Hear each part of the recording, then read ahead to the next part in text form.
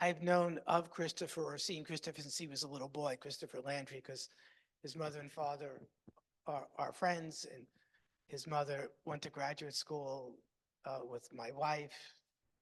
His mother is a clinical psychologist and psychoanalyst. She trains with my sister-in-law Nancy at the Psychoanalytic Institute. So, and his father to me is another exemplar, you know, a truly great scientist and a great clinician. His father just retired as chair of medicine at Columbia Presbyterian, and he's now doing other strange and good works. But I mean, Christopher became a psychiatrist. So I guess he identifies more with mama than with papa, but I don't know what's really going on in his head. And he's doing some wonderful things. So he went to Yale. He studied Latin. He loves Russian literature. So we have those two things in common. And he got his medical degree at Columbia, and he did his residency in psychiatry at Columbia in the New York Presbyterian system. And now he's doing some other interesting things, which he will tell us about. But he's part of a group that's been around doing great work for 3 generations, right? So that's a lot of things. Well, thank you, Rocky, for the kind introduction. Some of the presenters yesterday had a clicker to move forward. Do we have that? I'd rather do that than sort of shout out to change the slide, but I can do it the old school way.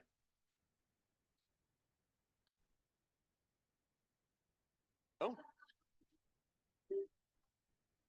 Yes. That actually brings it forward, and that will bring it back. Got it. Thank you. You might have to I'll adjust it that way. Thanks. So, you know, I wrote down a comment that Lisa made towards the end of our session yesterday, which I thought made a very nice framing for the remarks that I'd like to make. She said, "We've been talking a lot about medication, but it's clear that you have also made relationships.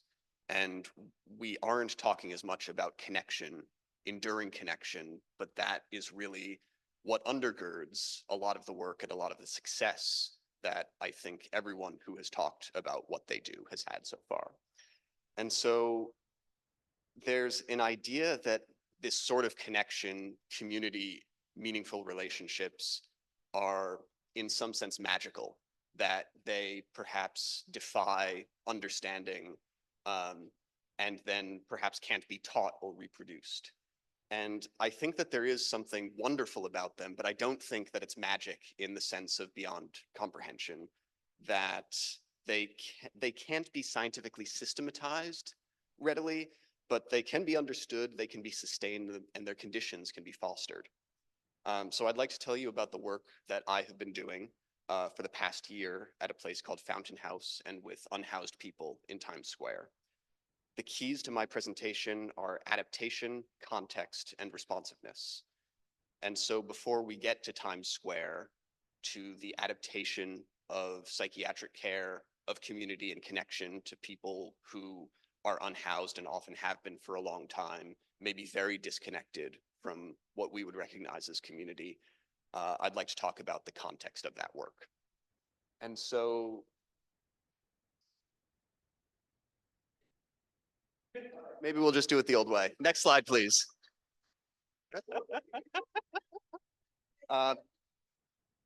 Yeah. All right. So I have no affiliations or disclosures to make. Next slide, please. So Fountain House is the place that I work. I'm a fellow in public psychiatry at Columbia, a 1-year fellowship that I'm doing in the first year of my residency. And that fellowship includes time spent in classroom studying the complex Byzantine and unfortunately horribly balkanized system of publicly funded mental health care that we have. That takes up 2 whole days in the classroom, and then 3 days a week I work at Fountain House. So everyone in the fellowship has a job working in community psychiatry. What Fountain House is, it was founded 75 years ago in 1948. It is a clubhouse, and it was the first institution of its kind. Founded by and for people with serious mental illness. The founders were actually ex-patients from Rockland State Hospital who had been there, most of them for about 20 years. They were being discharged, had nothing in the way of social contacts, of meaningful connections, and formed this group with the help of a doctor and a wealthy benefactress to form a society to support one another. So rather than a formal clinical site, it is a therapeutic community with membership that's open to anyone who receives one of 4 diagnoses: schizophrenia, schizoaffective disorder, bipolar disorder, or major depression. There are, of course, many people with especially those latter 2 diagnoses, though frankly, any of them who do not live lives marked by serious persistent disability. That's not our typical population, right? The people who come to Fountain House, stay at Fountain House, benefit most from it are those for whom there has been a kind of failure, not of the person, but a failure of their social world, right? And indeed, social failure, the loss of connection and connectedness is something that we talk and think about quite a lot at Fountain House. So there they can participate for free, membership's free for people with these diagnoses and lifelong, in restorative activities that develop their strengths and abilities. It's not a place to live, but it is open 365 days a year, even holidays and weekends, although somewhat shorter hours on those days. And it's distinct from formal mental health care, right? This comes out of the incredibly coercive and totalizing asylum situation, right, which happily is much reduced in the United States. But the system of mental health care is still one that tends not to listen very well to patients. And so this space was created as one that could be defined by the people themselves to create the kinds of connections, the kinds of community that they would want as much as possible on their terms. So the key to Fountain House is something called the work order day. And next slide, please. Where they can participate in meaningful work and activity. They're fully involved in day-to-day operations as members, and even to some extent in administrative and executive activities. There are 3 Fountain House members on the board. The house is divided up, well, I guess I would say the chief values are choice, meaningful work, and collaborative decision-making. The house is divided up into functional units, each of which does some labor that supports the collective. Next slide, please. And members choose which functional unit they want to participate in. They can change if they wish. But if you think about how a clubhouse is divided up, you think if you're forming a voluntary society, right, a community that people want to participate in, what would you want to have happen there? I think the most obvious thing is that if people are hanging out and spending a lot of time together, they will get hungry, they'll want to eat. So perhaps the most obvious functional unit will be culinary. And they plan menus, they order the food, they prepare the food, they serve it. They also solicit feedback from the rest of the community about what they like and don't like, what they would want. So it creates not just the sort of skills and activity of making food, which are extremely valuable, of course, but also implicitly and along the way, the connectedness, the relationships of having to think about the needs of another, being able to actually answer the needs of someone else, which in a society that largely tells people with, chronic serious mental illness that they are not able, not wanted, not needed, this is very powerful. Other units will include things like communications, which does everything from the kind of clerical work of answering phones, manning the switchboard, delivering mail internally, but also composing and printing and distributing a weekly newspaper about the goings-on in the community. There's a wellness unit focused on things that support the well-being, physical, mental, spiritual, of all sorts of members. Home and garden, which does a lot of horticulture, beautifies the space, does sort of basic maintenance, anything that you wouldn't need to call a specialist for. And the space is physically beautiful, right? It's of a sort that, right, we get to meet in this incredible room here. People with serious mental illness don't often have that. right? Especially if they do not come from the very most privileged of families. The institutions tend to look it, right? Fountain House looks like a mansion, frankly. People walk into it and they're shocked. I was shocked the first time I set foot there. And so at Fountain House, we cultivate the need to be needed, meaningful connection, a sense of purpose, and people make real and lasting friendships, both among members and between staff and members. The idea of each unit is that there are staff hired there, not as specialists in printing a newspaper or in cooking, but as generalists who are good at making connections, and engaging members in co-participation in the work. The ideal is side-by-side work of staff and members in a shared goal. I will say that it's actually pretty irregular that I am giving this presentation alone. The Fountain House ethic is to do things with both a staff person and a member. I've presented at the Mental Health Services Conference for the American Psychiatric Association with a member, Daniel Skaggs, and we'll be giving a very similar presentation at American Psychiatric in New York this May. And that is usually how we do things. Next slide, please. All of these point toward recovery, and recovery from mental illness is distinct from symptom scores. It is about finding what matters to people and helping them to live a life that is personally meaningful and satisfying. Operationalizing that is notoriously challenging. There are researchers who are working on it, but frankly, with limited success. I think the easiest thing to measure is participation in remunerated labor, paid work. It's the thing that almost everyone says that they want to do because it gives you greater freedom, right? To have money to sort of make choices with in society. But that's one key piece, but it's only one piece. The others are much harder to measure. So there are both subjective measures, which include increased self-esteem, gaining purpose, meaning, a decrease of their own sense of shame and stigma, and an increased sense of resiliency, the experience of empowerment. And there are some objective measures.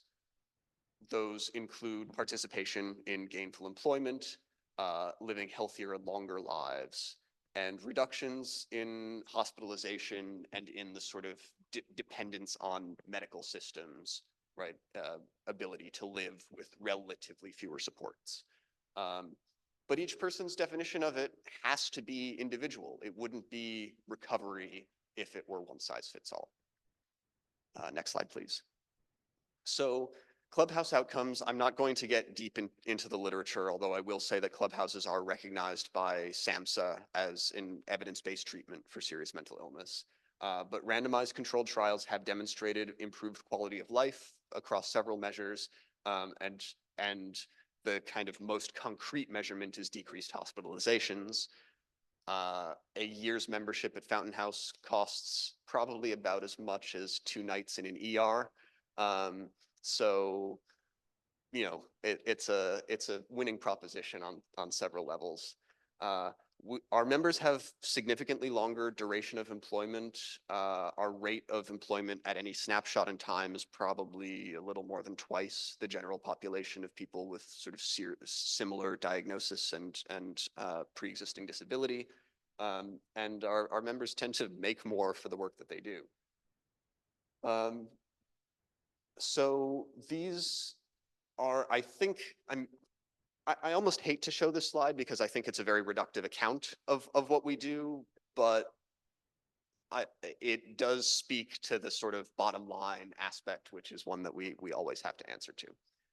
Next slide, please.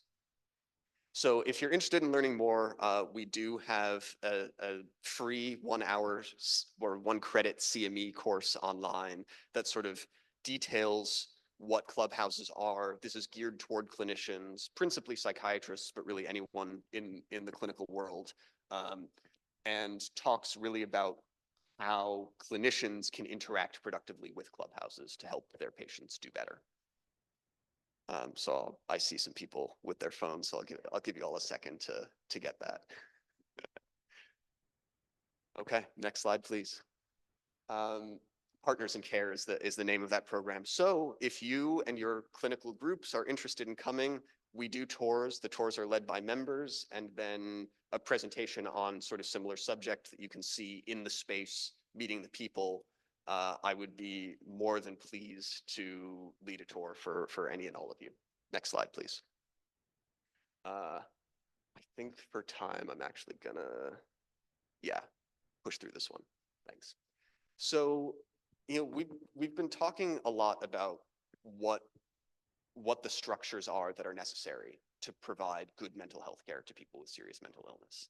And I think that, right, there is sort of the hope that some of us have that that laws would allow us to provide treatment, right, in any circumstance. But I don't think that's actually the direction that the field is going. And here I provide some quotations from a 2021 report that the WHO put out called Guidance on Community Mental Health Services, Promoting Person-Centered and Rights-Based Approaches. And this is an international guideline for what not only institutions, but also national governments around the world should be thinking about in mental health care. They provide, it's a fascinating report. They provide detailed sort of ethnographic accounts of particular treatment programs across the world, and is well worth reading. I've read snippets of it for particular case studies, but I think it's really quite valuable, and there's a huge amount of creativity detailed in it. But just to give you a sense of what's in here, they say, in order to successfully integrate a person-centered, recovery-oriented, and rights-based approach in mental health, countries must change and broaden mindsets, address stigmatizing attitudes, and eliminate coercive practices. And that these changes will require significant shifts in the knowledge, competencies, and skills of health and social service workforce. I'd like to make the case that we actually shouldn't fear this, and that there are ways of doing this well and ways of engaging people that we actually probably wouldn't if we didn't do this. Next slide, please. So the question that I'm going to talk about, and really responding, I think, most directly to Irene's presentation, right, about working with a community that is, to a great extent, unhoused, universally, dramatically under-resourced, is extending the Fountain House model reaches a lot of people, but there are people that we actually have struggled and indeed failed to reach. So extending the Fountain House model beyond the clubhouse, and this is my title: Coffee, Community, and Psychiatry in Times Square. Next slide, please.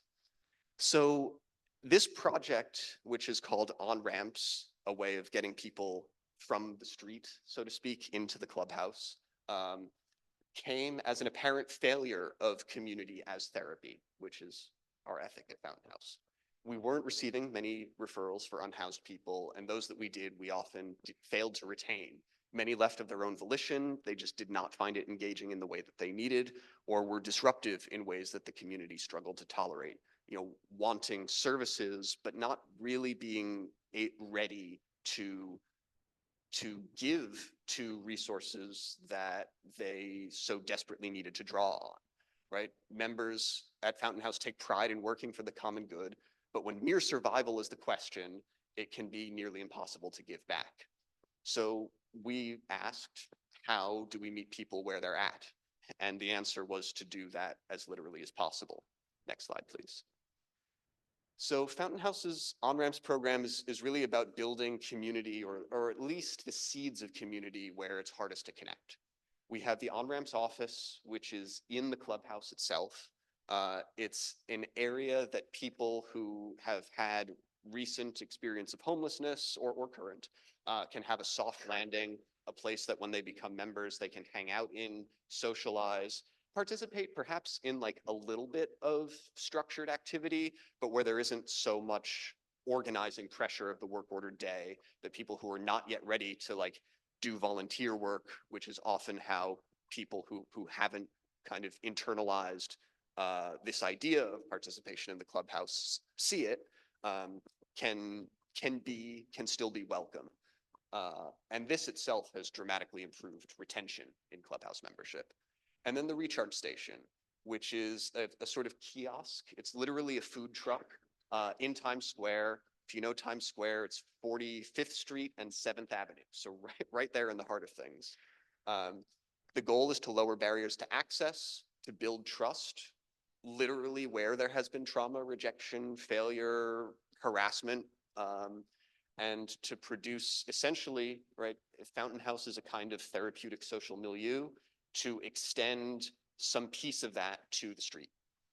Next slide. So this is the recharge station, and you can see the guy in the blue sweatshirt there is my colleague and a member of Fountain House, Dave Rhines. His job is to work in the coffee cart. We're actually a partnership of not just Fountain House, but also Community First, which is a New York City nonprofit that does various kind of community outreach endeavors. But then sort of more pointedly breaking ground, a nonprofit that helps people get connected to housing very rapidly. They operate a number of safe havens and can help people with their applications for New York City's supportive housing program. They have a representative, Orlando, who is at the recharge station every weekday. And so if someone needs housing and they can meet with Orlando with a sort of minimum of bureaucracy, and we've gotten people off the street same day. Even when we fail to do that, you know, if someone is interested, we can usually make it happen pretty quickly. And then Midtown Community Court. This is a problem-solving court. People with serious mental illness are policed dramatically more aggressively than others. But there are also, you know, sort of crimes of poverty, of abandonment, but also things that people get into while intoxicated, all kinds of things that end up with trouble with the law that prevents them from being able to access housing, interferes with accessing treatment, just makes it hard to live well in a variety of ways. And Midtown Community Court is actually specialized in helping people who are experiencing homelessness and serious mental illness and addiction to find ways of working through their charges in a way that is less punitive and more therapeutic. Next slide.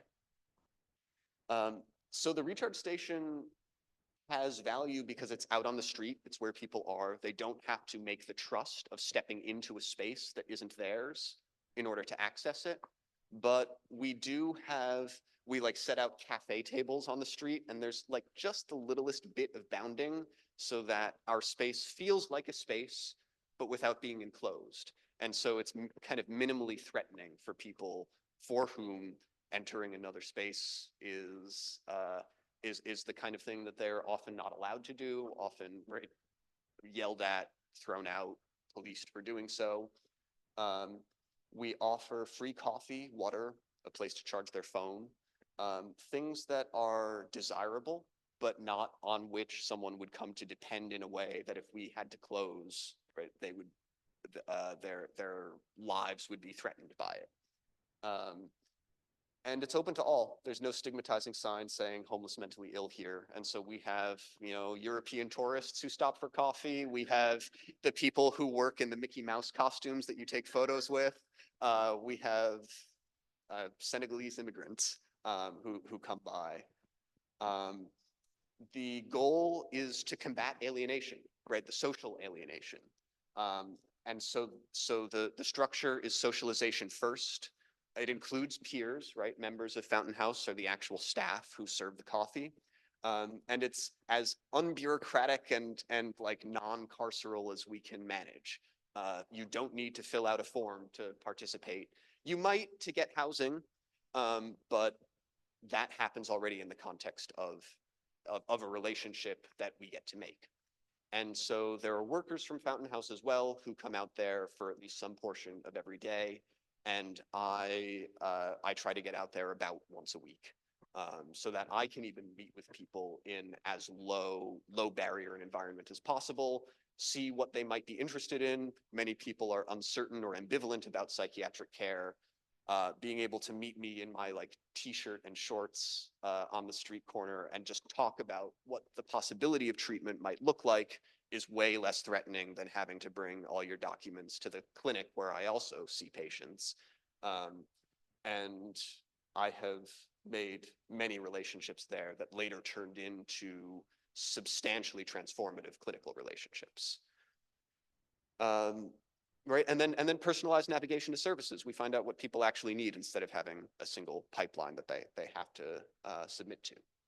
So the typical on-ramps pathway is someone who comes to the coffee cart sort of intrigued by the possibility of a free cup of coffee, a little suspicious of it sometimes, but they come around quickly enough, and the workers there are friendly.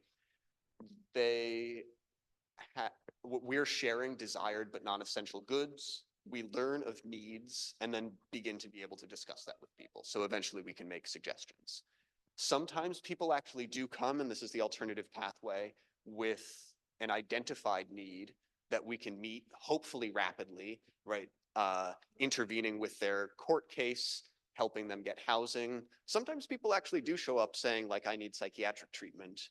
It's not the modal experience, but it happens often enough. And continued engagement builds deeper relationships. That ends up then looking a lot like the regular pathway. Next slide, please. So that fellow there with the sort of faux fur hood is named Chaos, and he's a regular. So we serve about 2,000 cups of coffee per week.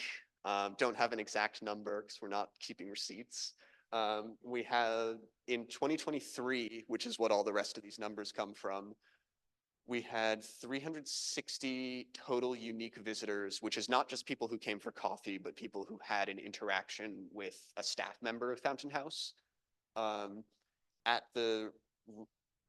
I guess that's between both the on-ramps office and the Times Square recharge station. At recharge, there were 252 unique visitors who had an interaction with Clubhouse staff. And then all of those things that I was describing, right? Getting a psychiatric evaluation, establishing psychiatric or primary care, certain sort of concrete steps toward housing, engagement productively with a court case. All of these are tabulated as what we call actionable steps toward recovery. And so in the on-ramps office, there were actually almost 2,500 such, and from the recharge station itself, which is pretty impressive considering, right, how porous this environment is, just about 800. And between the 3 psychiatric practitioners, 2 psychiatrists and a nurse practitioner at Fountain House, we did 187 psychiatric evaluations, supporting Clubhouse membership, access to supportive housing, and ongoing psychiatric care in various measure. So again, we are trying here to build community where it's hardest to connect. That is the thing that animates this project. We are producing therapeutic milieus as what the sort of radical psychiatrist, French Caribbean psychiatrist Frantz Fanon called a framework for disalienating encounters, right? A way of meeting people who are so profoundly disconnected and cut off, and finding a way of drawing them into some kind of relationship that can actually be transformative. It doesn't always happen, right? In the end, people exercise their choice. And if someone, you know, if you have a closely involved, well-resourced and loving family, you may be able to twist someone's arm a little bit in a way that they can still hear as essentially loving, because it comes backed up with both the love, but also the concrete signs of it. The continued care, the provision of material resources. For someone who has been on the street, who is not connected to others, who has had, you know, many interactions with the police and the criminal justice system, if you offer them anything but a responsiveness to their needs, that they'll walk. And they'll walk even if that means, you know, getting thrown back in Bellevue over and over again or being brought to Rikers. And like we just know that empirically. Because that's what very, very many of the people who show up at the recharge station have gone through. that people will insist on the dignity of their choice. But we have found that building community does actually facilitate engagement with our organization and with other organizations and their services, and that in addition to being a step towards these various institutional connections, community answers needs, even in addition to what the services themselves provide, and that it's really only with those material needs and the lasting human transformative connections that people stand a chance of living lives that they find like personally desirable, satisfying, and a constitutive of recovery. Thank you.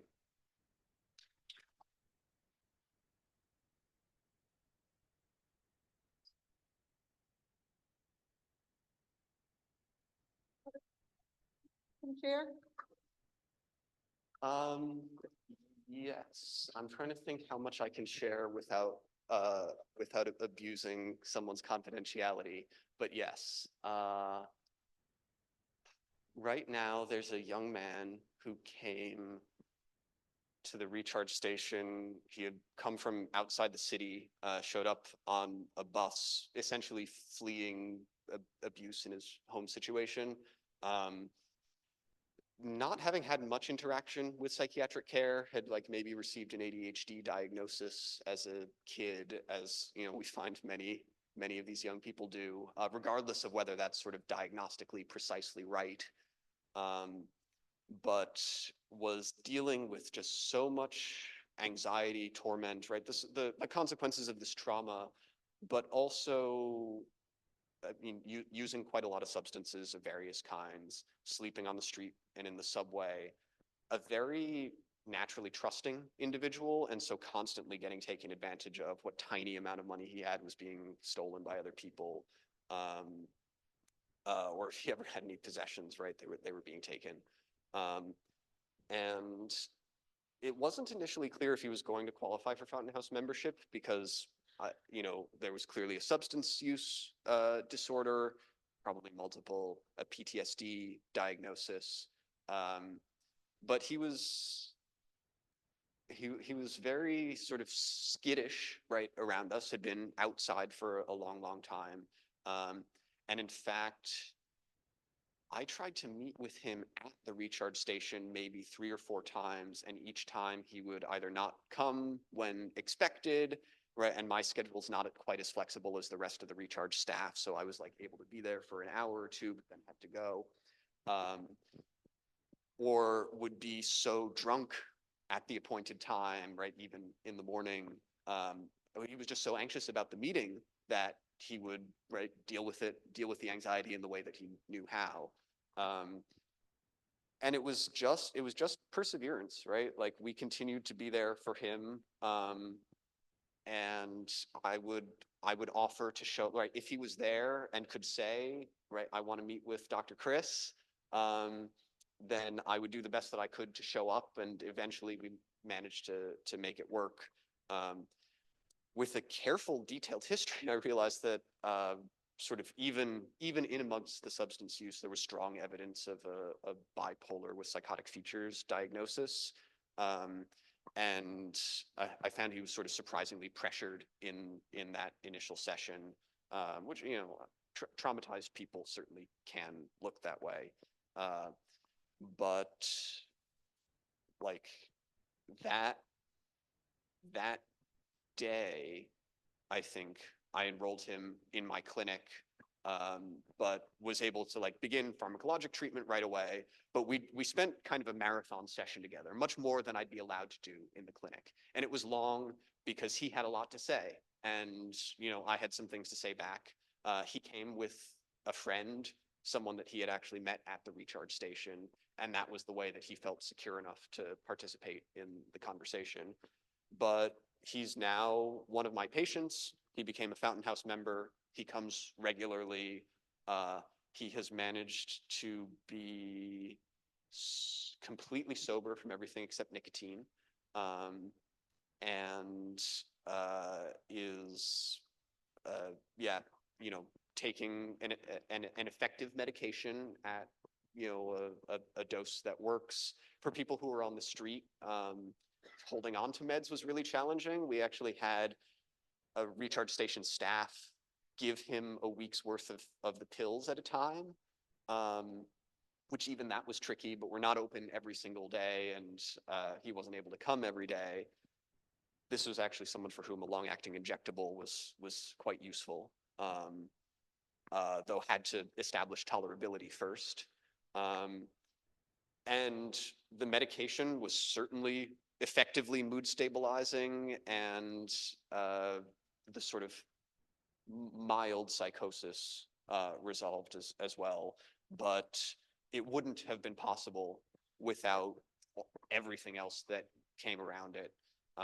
Right, the trust couldn't have been established, and I think that the medication, right, gave a certain amount of stability to the storms of affect, the terror of being close to people, in a way that also, right, the two were absolutely synergistic.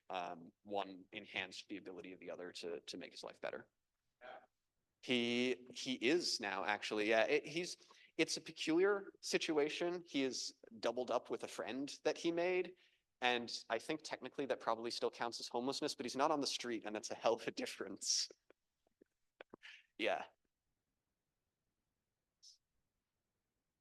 Oh, yes, and frankly, coming off the street does wonders for psychosis, right? It's not. It doesn't make the challenges go away, but it makes them a hell of a lot more tractable. Yeah. That story is just a terrific example of how teamwork works. Yeah. That's what we've been talking about, and Absolutely. having somebody to support. Yesterday, And right, in some cases, it's teamwork of people who are showing up to the recharge station together, which is just unbelievable, right? We expect that in the clubhouse. We don't expect that on the street. yeah, no, that's great. So Rocky was talking a lot yesterday, mentioning about his observations of mental health worsening and the conditions worsening, and everything just going out of whack. Do you see that, being in the streets of New York and working with street people in New York? Are you observing that? I haven't been at it for long enough, right? I'm new to the street in a sense. I've been doing this kind of work for just under a year. I think, though, that the pandemic did close down a lot of housing opportunities, definitely increased the number of people on the street. I remember I was like late in medical school when K2 hit New York, and that produced a lot of really sort of bizarre and intractable psychosis. But my perspective there was working in the CPEP, in the emergency department. So yeah, I don't know. I don't have the kind of longue durée you need to really speak to that. We'll ask you next year. And one other thing is there are so many services, thankfully, in New York. Do you coordinate with any of them? Do you work with Coalition for the Homeless, or or you mentioned Bellevue, or? Yeah, so we do some outreach to institutions where people are like staying. So members and staff of Fountain House have relationships with like Manhattan Psychiatric, the big state hospital on Ward's Island, with Bellevue, particularly in the new ECU, the extended care units that are admitting people with serious mental illness who've been chronically homeless, and allowing them to stay for more than 10 days, right, including up to actually several months, committing to discharging them to real housing, and doing outreach, trying to sort of make little pocket clubhouse-like environments there, even just for a couple of hours, right? Setting up a cafe kind of thing. I think we're still working on what exactly that structure should look like. But the people in those settings, we actually do one in the BRC shelter on 30-something street, can't remember what street it's on. But they're in Midtown West, and people do seem to find that stuff pretty attractive. It's generated a number of applications to become members. But there's a huge amount more to do, right? Like, I think it's a cliche that we say in Fountain House a fair amount that like clubhouses are sort of a best kept secret, but we would wish that they wouldn't be such a secret. So the Partners in Care program is like trying to forge clinical relationships with medical centers, clinics.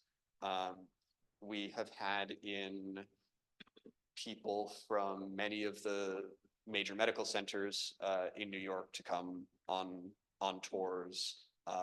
Some psychiatry residencies will have like repeated visits of the same residents so that they get to make at least a little bit of a connection with people.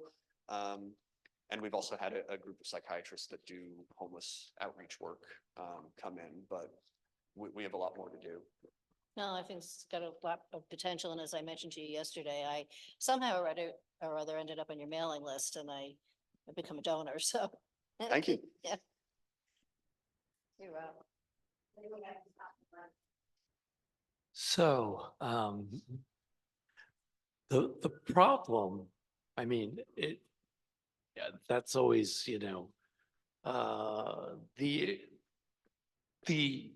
elephant in the room is obviously, anosognosia and substance abuse, that combination.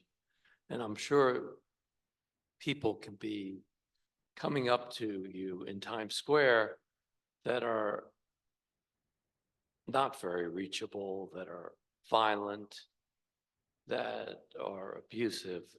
And as you said, in the Fountain House experience, those are the people that you don't give membership. And since we have,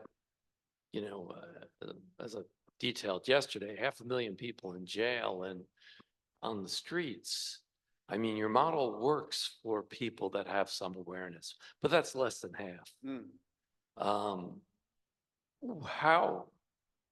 What is your thought about, trying to approach these other people, these extraordinarily resistant, tough, chronically homeless people that are especially using substances? Yeah, so I mean, I do think at the recharge station we see that range, and it's true that not everyone goes on to become members, though more than you would think do. But yeah, I mean, if someone is behaving aggressively there, in a way that's like really unsafe for people, we do our best not actually to call the police, but to close down the station for the day.